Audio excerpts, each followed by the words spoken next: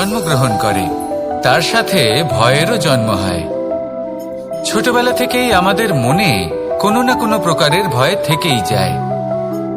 কেউ এই বিষয়ে ভয় পায় যে তার কোনো বস্তু তার থেকে দূরে চলে যাবে, কেউ এই বিষয়ে ভয় পায় যে আমি নিজেকে হারিয়ে ফেলব, কেউ এই ভেবে ভয় পায় যে আমার প্রিয়জনেরা তারা যেন আমার থেকে দূরে না চলে যায়, কেউ এই ভেবে ভয় পায় যে আমরা যেন পথ না হারিয়ে ফেলি, আদি ইত্যাদি। কিন্তু সত্যি কথা বলতে ভেবে দেখুন, এই ভয় বাস্তবে কি? শুধুই একটা মনস্থিতি, আর কিছুই নয়। যা কিছু আপনি জীবনে পেয়েছেন তা একদিন আপনাকে হারাতে হবে। এই জীবন হলো আপনারই, কিন্তু তাও একদিন সমাপ্ত হবে। তাই ভয় পেয়ে কি লাভ? এই ভয় শুধু আপনাকে জীবন যাপন করা থেকে বাধা দিচ্ছে, আর কিচ্ছু নয়। পথ হারিয়ে ফেললেই বুঝতে পারবেন যে নতুন পথ কিভাবে বানাতে হয়। কিছু মানুষকে জীবন থেকে হারালে তবেই আপনি বুঝবেন যে আপনার আপনজনকে। এই ভয়ের কারণে ভীত হয়ে থাকবেন না। এই তারা নক্ষত্র অন্ধকারের অভাবে গুরুত্ব হারায়। শিবকেও মহাদেব হওয়ার জন্য বিষ পান করতে হয়েছিল। প্রত্যেক পরিস্থিতি, প্রত্যেক সাফল্য আপনার পরীক্ষা নেবে, তাতে উত্তীর্ণ হওয়া হলো আপনার কর্ম।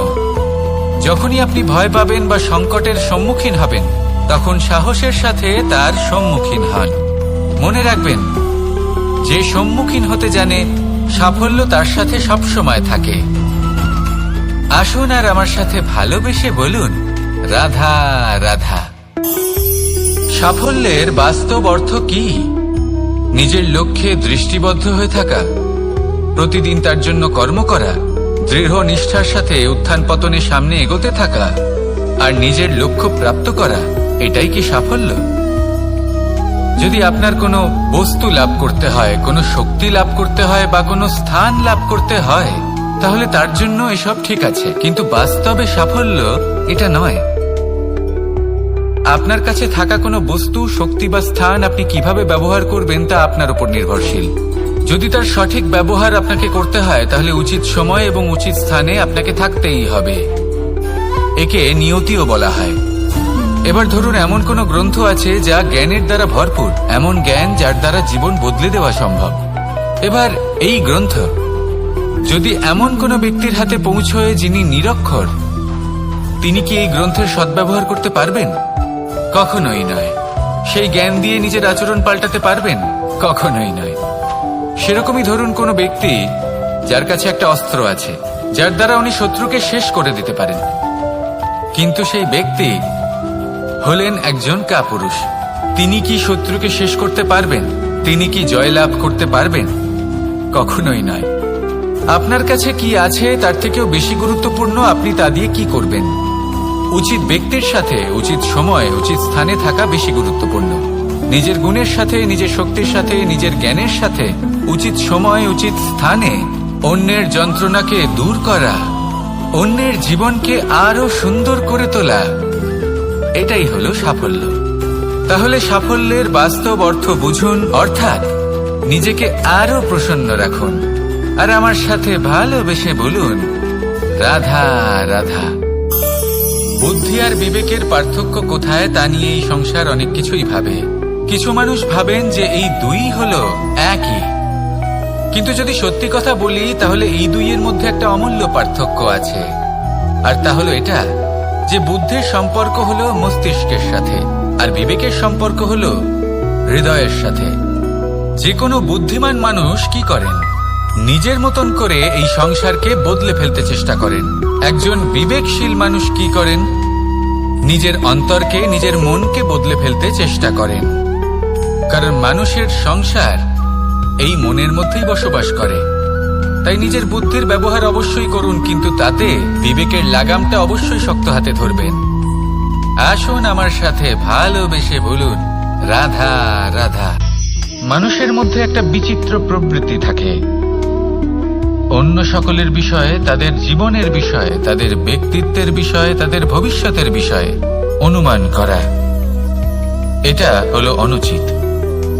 কারোর অতীতকালকে দেখে লোকে ভবিষ্যৎ বলে দিতে পারেন, বর্তমানকে দেখে ভবিষ্যতের বিষয়ে অনুমান করে ফেলেন। উদাহরণ দিতে হলে বলবো, কোনো দাসকে দেখুন, ওকে দেখে লোকে বলে যে ওর ভবিষ্যৎ সেটাই হতে পারে, অনুমান করে ফেলেন। আর এই রাজাকে দেখুন, উনি তো কত সুখী হবেন, উনি তো জগতের সব থেকে অধিক সুখী মানুষ, কত সুখ সুবিধা আছে ওনার কাছে, ধারণা করে ফেলেন। তবে সত্য তো এটাই যে কারোর ব্যক্তিত্বের বিষয়ে, তাদের ভবিষ্যতের বিষয়ে আপনি পূর্ণ সত্য কখনোই বলতে পারবেন না, শুধু অনুমান করতে পারবেন। আর এই অনুমান করে সত্যি কোনো লাভ হয় না, কারণ এই কাল সেটা হলো অত্যন্ত শক্তিশালী। কালো থেকে কালোতর কয়লাকেও হীরেতে পরিণত করতে পারে, অনেক বড় বড় রাজাকেও বিদূষক বানিয়ে ফেলতে পারে এক মুহূর্তেই। তাহলে আপনি অনুমান করে কি লাভ? কি পেলেন অনুমান করে? সেই জন্য কারোর বিষয়ে কোনো অনুমান করবেন না, তার ভবিষ্যতের বিষয়ে অনুমান করতে যাবেন না, কারোর বিষয়ে কোনো ধারণা করে নেবেন না। কিছু করতে হলে ভালোবাসুন, সবার মধ্যে ভালোবাসা ছড়ান, সবার মধ্যে ধন্যাত্মক ভাব ছড়ান। এই মন প্রসন্ন হয়ে বলবে রাধা রাধা। কথায় আছে সংসারে নাকি সকল রোগের ওষুধ আছে। যদি আপনি নিজের শরীরকে ভালোবাসেন তাহলে ব্যায়াম করুন, যদি নিজের নিঃশ্বাস প্রশ্বাসকে ভালোবাসেন তাহলে প্রাণায়াম করুন, যদি আপনি নিজের আত্মাকে ভালোবাসেন তাহলে ধ্যান করুন, কিন্তু যদি আপনি নিজের জীবনকে, পরমাত্মাকে ভালোবাসেন তাহলে সকলকে ভালোবাসতে থাকুন। এই ভালোবাসা অত্যন্ত গুরুত্বপূর্ণ এবং আবশ্যক। ভালোবাসার থেকে ভালো না কোনো ওষুধ আছে, না আছে কোনো আসন, এর থেকে ভালো না কোনো ব্যায়াম আছে আর না কোনো প্রাণায়াম। এই ভালোবাসা বড় বড় সমস্যারও সমাধান করতে পারে, ভালোবাসা বড় বড় বিপদকে আপনার থেকে দূর করতে পারে। এই ভালোবাসাই আপনাকে জীবনে বাঁচতে শেখায়, কারণ ভালোবাসাই হলো জীবনের আসল সত্য। তাহলে আসুন আর আমার সাথে ভালোবেসে বলুন রাধা রাধা। জীবনে সাফল্য লাভ করতে হলে মানুষকে উচিত পথে চলতে হবে, কিন্তু তার থেকেও বেশি গুরুত্বপূর্ণ হলো এটা বোঝা যে সেই পথে চলতে চলতে কখন আমাদের দাঁড়াতে হবে আর কখন আমাদের চলতে হবে। এই শিক্ষা অত্যন্ত গুরুত্বপূর্ণ। এবার দেখুন, ছোট্ট একটা কথা রয়েছে, ওকে আটকিও না, যেতে দাও। এই বাক্যের অর্থ কি? অর্থ যে কাউকে আটকিও না, যে এগোতে চাইছে তাকে এগোতে দাও, তার পথে বাধা সৃষ্টি করো না। এবার এই ছোট কথাতে এক অনুচিত স্থানে আমি দাঁড়িয়ে পড়ি। আটকাও, যেতে দিও না। এবার এর অর্থ কি হলো? যে এই ব্যক্তিকে আটকাও, তাকে জীবনে এগোতে দিও না, এর পথে বাধা সৃষ্টি করো। এবার এই ছোট কথাতে অনুচিত স্থানে যদি আমি আটকে যাই, তবে ভাবো কত পার্থক্য হলো।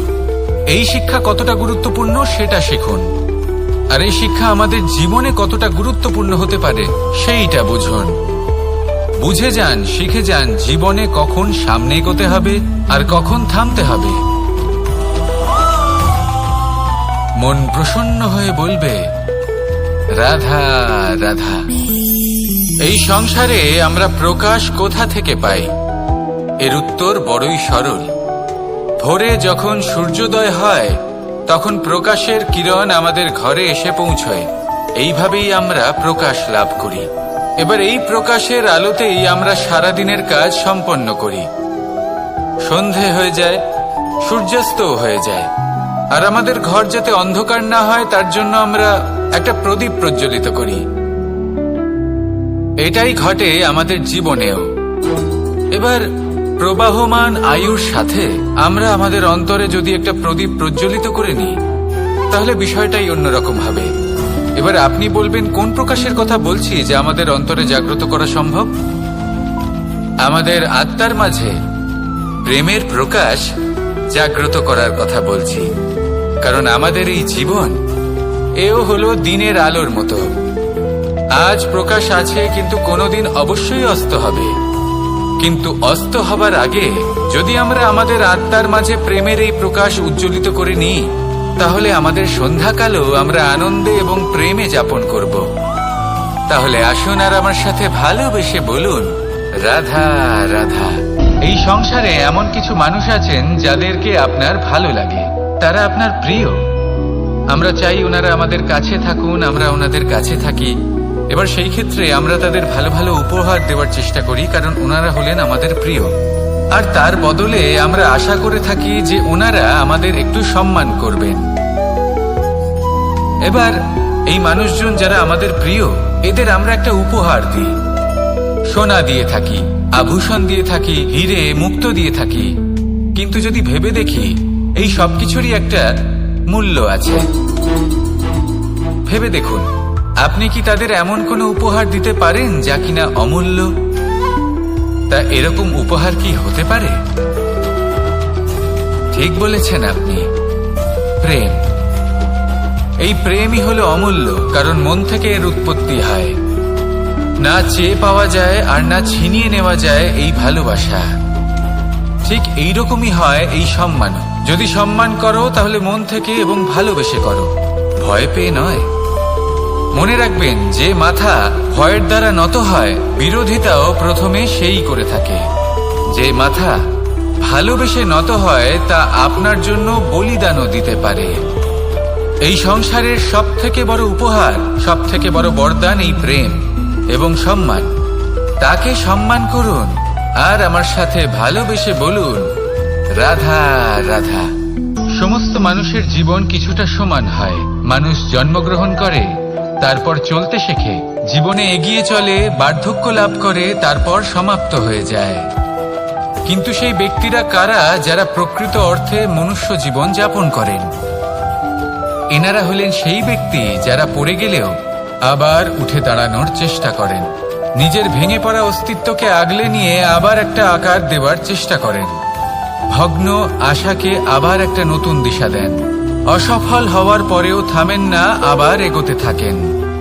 অসফল হওয়ার পরে যদি আপনি থেমে যান, তাহলে সাফল্য আপনার সামনে অপেক্ষা করে, কিন্তু আপনি তা দেখতে পান না। তাই জীবনের সংঘর্ষে অংশগ্রহণ করতে শিখুন। জীবনের সংঘর্ষ থেকে পালাবেন না। আসুন আমার সাথে ভালোবেসে বলুন, রাধা রাধা। পরিস্থিতি কখনো এটা ভালো থাকে, আবার কখনো মন্দ হয়ে যায়। কখনো এই পরিস্থিতি আমাদের পক্ষে থাকে, আর কখনো এই পরিস্থিতি অনুযায়ী আমাদের চলতে হয়। কোনো বিকল্প থাকে না। কিন্তু যখনই এই পরিস্থিতি খারাপ হয়ে যায়, তখন কি করা উচিত সেই প্রশ্ন মনে জেগে ওঠে। পরিস্থিতি যখন প্রতিকূল হয়, তখন আমরা কিছু হারালে তা হারিয়ে ফেলি, ঠিক আছে, কিন্তু যা বাকি আছে সেটা আমরা আগলে রাখতে পারি। পরিস্থিতিকে সামলে রাখার চেষ্টা আমরা অবশ্যই করতে পারি, শুধু সেটুকুই আমাদের হাতে রয়েছে। কিন্তু এর থেকেও বড় সমস্যা আছে, অহংকার। কখন প্রবেশ করে আমরা জানতেও পারি না। এই অহংকার আপনাকে বুঝতেও দেবে না যে আপনি সত্যি কিছু হারিয়েছেন। আপনার কিছুই যাবে আসবে না। দেখতে গেলে আকাশের সূর্য নিজের প্রকাশ হারিয়ে ফেলে যখন অন্ধকার ঘনিয়ে আসে। তাহলে আমরা কে হই? ওনার সামনে তো কিছুই নই। এই অহংকার আমাদের দমন করতেই হবে। এটা বিশ্বাস করতে হবে যে এই সমগ্র সৃষ্টিতে আমরা শুধুমাত্র একটা কণা, তার থেকে বেশি আর কিছুই নয়। বিশ্বাস করতে হবে যে আমরা ততটাও বড় নই যে কখনোই কিছুই হারাবো না। এবার যেদিন এই জ্ঞান আপনি আত্মস্থ করে নিজের আচরণ পাল্টাবেন, মনে রাখবেন সেই দিনই অহংকারকে দমন করতে আপনি পথে অগ্রসর হয়ে পড়েছেন। এই অহংকারকে দমন করুন আর আমার সাথে ভালোবেসে বলুন, রাধা রাধা। বনস্পতি ফলনের জন্য আমাদের কিসের প্রয়োজন পড়ে? একটু ধরিত্রীর, একটু পরিশ্রমের, আর একটা বীজের। এবার যদি মানুষের কথা বলি, তাহলে এখানে ধরিত্রী হলো মানুষের এই জীবন, যেখানে মানুষ নিজের ইচ্ছের ফল ফুল ফলন করতে চায়। পরিশ্রম হলো আমাদের কর্ম, আর বীজ হলো আমাদের নির্বাচন। আমাদের বেছে নিতে হবে যে আমরা কি বপন করব, আম নাকি ফণি মনসা। এর মধ্যে আমরা কি পেতে চাই? রসালো ফলের ফলন চাই নাকি কাঁটার ফলন চাই, তা আমাদের উপর নির্ভরশীল। কিন্তু একটা কথা ঠিক, লক্ষ্য যেমনই হোক না কেন, জীবন যেমনই হোক না কেন, যদি আপনি লক্ষ্যের দিকে এগোতে থাকেন তাহলে কর্মের সাথে খামখেয়ালি আচরণ করতে পারবেন না। যদি আপনি এমন করেন তাহলে এটা আপনাকে একটা অনুচিত লক্ষ্যে পৌঁছে দেবে, সেটা কিন্তু নিশ্চিত।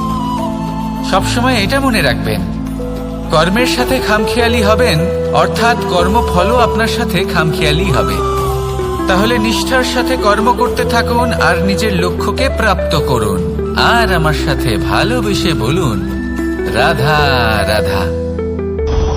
জীবনে এমন কিছু কাজ রয়েছে যা আমাদের কখনোই করা উচিত নয়, যেমন আশা করা। যদি আপনি আশা করেন আর আপনার আশা পূর্ণ না হয়, আপনি খুবই কষ্ট পাবেন। এবার আপনি যদি প্রতীক্ষা করেন, করতেই থাকেন, আর সেই ব্যক্তি যদি না আসে তাহলেও খুব কষ্ট পাবেন। আর হলো তুলনা। আপনি যদি তুলনা করতে যান তাহলে এটাই ভাববেন যে হয় আমি বা অন্য কোনো ব্যক্তি, এই দুজনের মধ্যে কোনো এক ব্যক্তি নিকৃষ্ট। আর এই ভাবনাটাই হলো অনুচিত। যদি আমরা কথা বলি সেই সব বিষয়ে যা আমাদের করা উচিত, যেমন পরীক্ষা, এই পরীক্ষা সবসময় আমাদের আরো সফল করে তোলে, আরো শ্রেষ্ঠ করে তোলে, আরো উৎকৃষ্ট করে তোলে। আসন্ন মহাসংগ্রামের জন্য আমাদের প্রস্তুত করে তোলে এই পরীক্ষা। তাই এই পরীক্ষার থেকে কখনোই পালাবেন না, এর সম্মুখীন হন। আর হলো কর্ম। কর্ম করা কখনোই বন্ধ করবেন না। তুলনা করার বদলে কর্ম করুন, প্রতীক্ষা করার বদলে কর্ম করুন, আর আশা করার বদলে কর্মই করুন। জীবন সফল হয়ে যাবে। দেখুন, সবার শেষে সত্যি বলতে এই কর্ম আর এই পরীক্ষা, এই দুই আমাদের জীবনকে সুখী করে তুলতে পারে। আসুন আর আমার সাথে ভালোবেসে বলুন, রাধা রাধা। এই জীবন কিভাবে বদলানো সম্ভব? কিছু মানুষ বলেন যে নিরন্তর কাজ করলে, পুরুষার্থ পালন করলে এই জীবন বদলে ফেলা সম্ভব। আজ আমি আপনাকে বোঝাবো যে এক মুহূর্ত, সময় আর সিদ্ধান্ত কতটা গুরুত্বপূর্ণ হয়। এক মুহূর্তই যথেষ্ট। একটা মুহূর্ত এত শক্তিশালী হতে পারে যে তা আপনার সমগ্র জীবন পাল্টে দিতে পারে।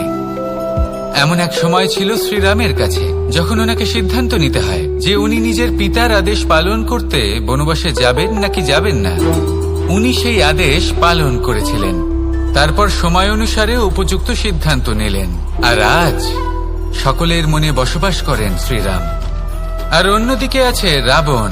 ওনার কাছে একটা সময় ছিল, একটা সুযোগ ছিল নিজের প্রারব্ধকে শুভ করে তোলার। উনি ভুল করলেন আর মৃত্যু লাভ করলেন।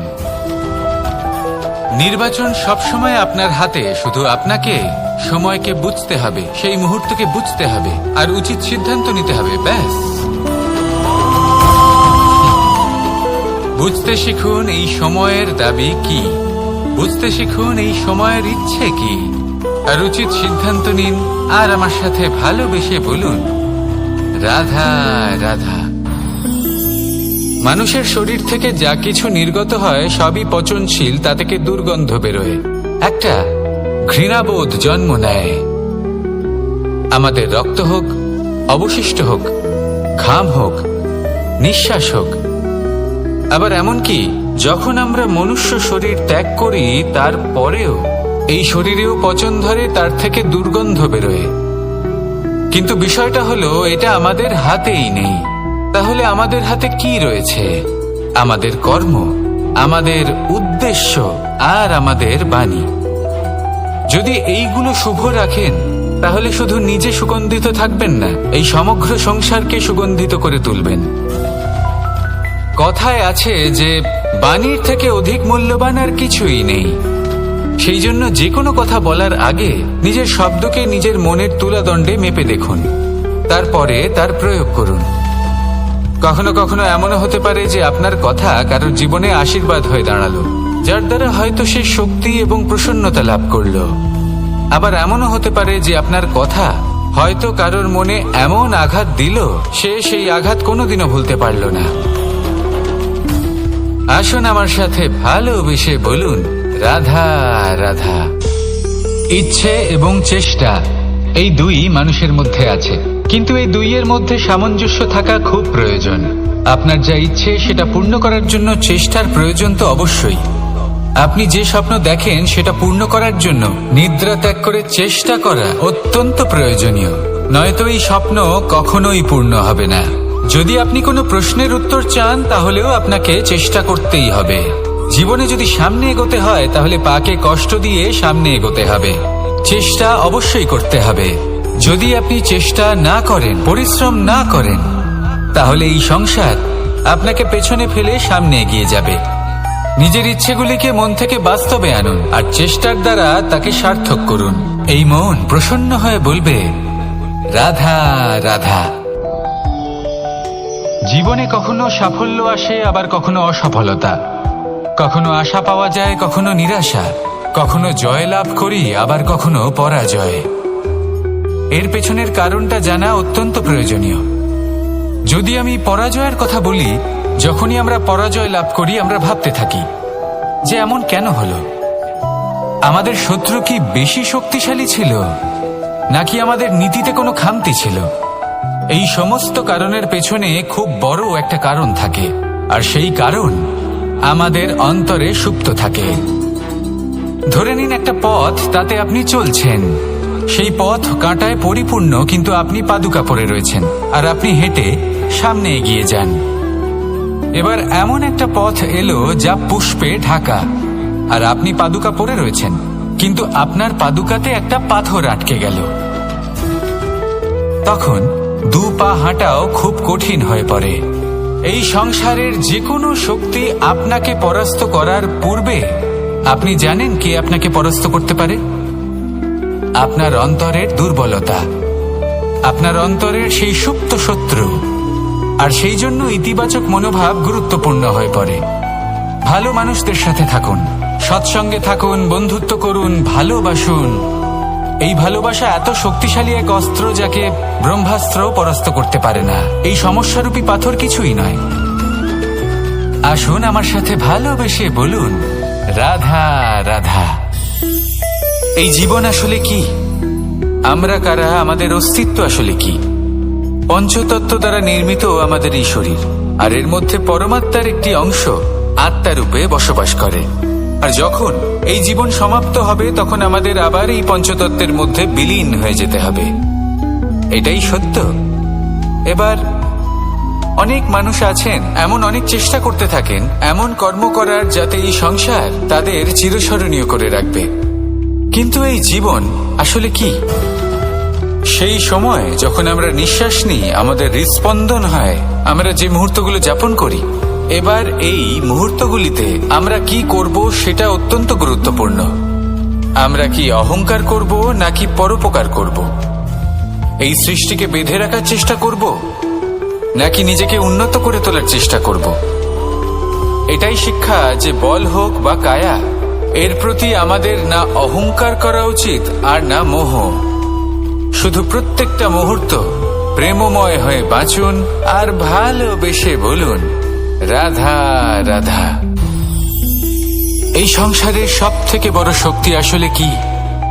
দৈহিক শক্তি, ভৌতিক শক্তি, রাজনৈতিক শক্তি, স্বর্ণের শক্তি, বিদ্যার শক্তি নাকি মায়ার শক্তি, ভক্তির শক্তি নাকি নিরাশক্তির শক্তি? এই সংসারের সব থেকে বড় শক্তি হলো হাসি মুখের। যদি আপনি এবং আমি এমন কোনো সময় হাসতে পারি যেখানে মুখে হাসি আসা প্রায় অসম্ভব, তাহলে বিশ্বাস করুন এই সংসারে কেউ আপনাকে ভাঙতে পারবে না। এটা কিছুটা সেই রেশমের কীটের মতো, যে চারিদিক থেকে নিজেকে ঢেকে রাখে একটা খোলসের মধ্যে থাকে কিন্তু জীবিত থাকে। এই হাসি মুখ এটা শুধুমাত্র একটা আবেগ নয়, এটা সংসারের যে কোনো অভাব দূর করে। অভাব আশার, অভাব বিশ্বাসের। এই হাসি আপনার অন্তরে আশার আলো জাগ্রত করে আর এই সংসারের হতাশা দূর করে দেয়। তাই কঠিন থেকে কঠিনতর পরিস্থিতিতেও মুখে হাসি বজায় রাখুন। এই শক্তি আপনার থেকে কেউ কাটতে পারবে না। আর যদি আপনার কাছে এই শক্তি থাকে তাহলে অন্য কোনো শক্তি আপনাকে বাধা দিতে পারবে না। তাহলে হাসুন আর আমার সাথে ভালোবেসে বলুন, রাধা রাধা। যজ্ঞের আগুনকে শুভ বলে মনে করা হয়, আর সেখানেই চিতার আগুনকে অশুভ মনে করা হয়। এমনটা কেন হয়? এখানে বিষয়টা হলো লক্ষ্য, বিচার এবং সঙ্গের। যখন আমরা যজ্ঞ করি তখন আমাদের লক্ষ্য কি হয়? পরিবেশকে আরো পবিত্র করে তোলা, ইতিবাচক করে তোলা। আমাদের লক্ষ্য শুভ হয়। তারপরে আসে বিচার। এই পরিস্থিতিতে সেই বিচার হলো অগ্নি। স্ফুলিঙ্গ থেকে তীব্র আকার ধারণ করে সমস্ত কাঠকে পুড়িয়ে দেয় এবং সুগন্ধ ছড়িয়ে দেয়। অর্থাৎ যদি আপনার লক্ষ্য শুভ হয় তাহলে তার নিজেই শুভ বিচারধারাকে আমন্ত্রণ জানায়। এই শুভ বিচার তখনই আসবে যখন আপনার সংকল্প শুভ হবে। অন্যদিকে হলো চিতার আগুন। এর লক্ষ্য কি? একটা দেহকে পরধামে পৌঁছে দেওয়া। সবার শেষে সবকিছু আপনার উপরে নির্ভরশীল যে আপনি কোনটা চয়ন করতে চান। আপনার লক্ষ্য যদি শুভ হয় তাহলে আপনার বিচার এবং সঙ্গতি আর তার পরিণাম সবই শুভ হবে। আসুন আর আমার সাথে ভালোবেসে বলুন, রাধা রাধা। এই সংসারের প্রত্যেক বস্তুর, প্রত্যেক পরিস্থিতির, প্রত্যেক আবেগের দুটি দিক আছে। এর মধ্যে পার্থক্য করা সম্ভব শুধুমাত্র দৃষ্টিভঙ্গির দ্বারা। যদি কোনো ব্যক্তি পর্বত শিখরে দাঁড়িয়ে থাকেন তাহলে উনি এটাই দেখতে পাবেন যে এই জলের ধারা সমুদ্রের দিকে বয়ে চলেছে। আরেক ব্যক্তি যিনি সমুদ্রের কাছে দাঁড়িয়ে আছেন তার এটাই মনে হবে যে এই জলের ধারা সমুদ্রের দিকে আসছে। এখানে বিষয়টা হলো দৃষ্টিভঙ্গির, আর এটাই সময়ের সাথেও হয়ে থাকে। অনেক সময় মানুষ চিন্তিত হয়ে পড়েন, ত্রস্ত হয়ে পড়েন যে তার কাছে হয়তো খুব কম সময় আছে, তাতে তিনি অনেক কিছুই করতে পারবেন না, আর একটু সময় থাকলে খুব ভালো হতো। তিনি এভাবেও ভাবতে পারেন যে অল্প হলেও সময় বাকি তো রয়েছে, অর্থাৎ যা অবশিষ্ট আছে তাকে সংরক্ষণও করা সম্ভব, তাতে জীবন যাপনও করা সম্ভব। আর এটা নির্ভর করছে আপনার উপর। তাই দৃষ্টিভঙ্গি ইতিবাচক রাখুন আর আমার সাথে ভালোবেসে বলুন, রাধা রাধা।